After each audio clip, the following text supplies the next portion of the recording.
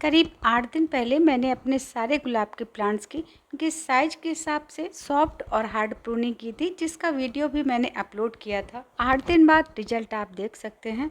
सभी प्लांट्स के node active हो चुके हैं और किसी में पत्तियां भी आने लगी हैं। तो पत्तियां आने के बाद अब आगे हमें क्या करना है, चलिए देखते हैं आज की वीडियो में। पत्तियां आने के बाद सबसे पहला और ज़रूरी काम है, ये जो सॉफ्ट पत्तियां होती हैं इनके ऊपर इंसेक्ट बहुत जल्दी आते हैं। खासकर गुलाब की जो नई पत्तियां हैं इन पर थ्रिप्स और एफिड्स का अटैक बहुत जल्दी होता है। थ्रिप्स की वजह से पत्तियां सिकुड़कर धीरे धीरे खराब होने लगती हैं और एफिड्स पत्तियों का रस चूसकर इन्हें खराब कर देते हैं। तो लीव्स ओपन होते ही आपको इंसेक्टिसाइड का प्रयोग जरूर से करना है। इनके लिए ये कुछ इंसेक्टिसाइड जो बहुत ही इफेक्टिव रहते हैं। कॉन्सीडर, एडमायर, इन दोनों में ही इमिडाक्लोप्रिड होता है जो इन रस चूसने वाले कीड़ों को बहुत तेजी से खत्म करता है। और ये है इक्तारा इंसेक्टिसाइड। चावल की तरह कुछ लंबे से इसके दाने होते हैं।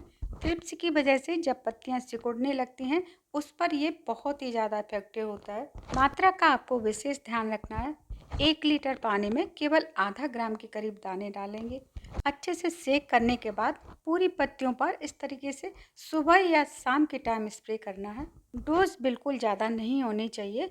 15 दिन तक, जब तक पत्तियां अच्छे से मैच्योर नहीं हो जाती हैं, 3-4 दिन के अंतर से इसे रिपीट करते रहें। अब अगला काम आता है खाद देने का।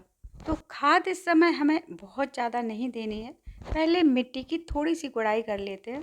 चूँकि कटिंग से पहले अच्छे से गुड़ाई करने के बाद 2-3 इंच मिट्टी को बाहर निकाल के धूप में सुखा लिया था। तो अब हमें क्या करना है, बस केवल हल्की हल्की सी गुड़ाई करनी है।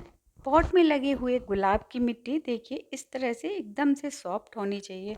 अब अगर आपको नई मिट्टी मिल जाती है तो बहुत ही अच्छा है, वरना जो मिट्टी आपने निकाल के धूप में सुखाई थी वही मिट्टी यूज कर सकते हैं। मेरे पास ये नई मिट्टी थी तो मैं यही यूज करूँगी। इसे भी मैंने थोड़ा सा पानी छिड़कने के बाद 1-2 घंटे धूप में फैला दिया था। दूसरा ये मैंने लिया है वर्मी कंपोस्ट। वर्मी कंपोस्ट की जगह आप काऊ डंग कंपोस्ट भी ले सकते हैं। जितनी मात्रा मिट्टी की है उससे 1/3 आपको कंपोस्ट लेना है। 3 भाग मिट्टी और 1 भाग कंपोस्ट। इसी रेशियो से आप दोनों चीज़ों को अच्छे से मिक्स कर लें। इंसेक्ट और फंगस से बचाने के लिए अब इसमें 2 चीज़ें और ऐड करेंगे। ये है नीम खली। नीम खली आपको लोकल मार्केट से बहुत ही सस्ती और अच्छी मिल जाएगी। 8-10 गमलों के लिए लगभग 300 ग्राम मैंने नीम खली ऐड की है। साथ ही 1 चम्मच डालेंगे साफ फंगिसाइड। अब इसमें फंगस का रिस्क बिल्कुल नहीं रहेगा।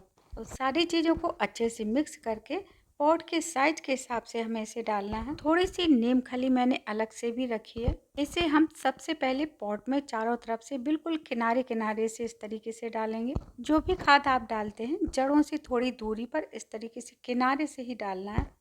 खाद डालते समय गमले की मिट्टी बहुत ज़्यादा सूखी ना हो, हल्की सी नमी इसमें ज़रूर रहना चाहिए।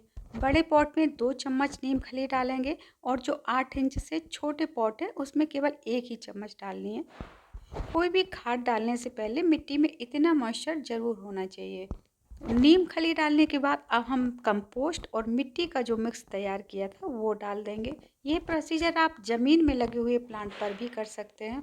अक्टूबर से मार्च तक गुलाब को हर 15 दिन में कुछ खाद देनी पड़ेगी, तो गमले को थोड़ा सा खाली रखा है। मई, जून, जुलाई इन 3 महीनों में गुलाब को कम खाद देते हैं।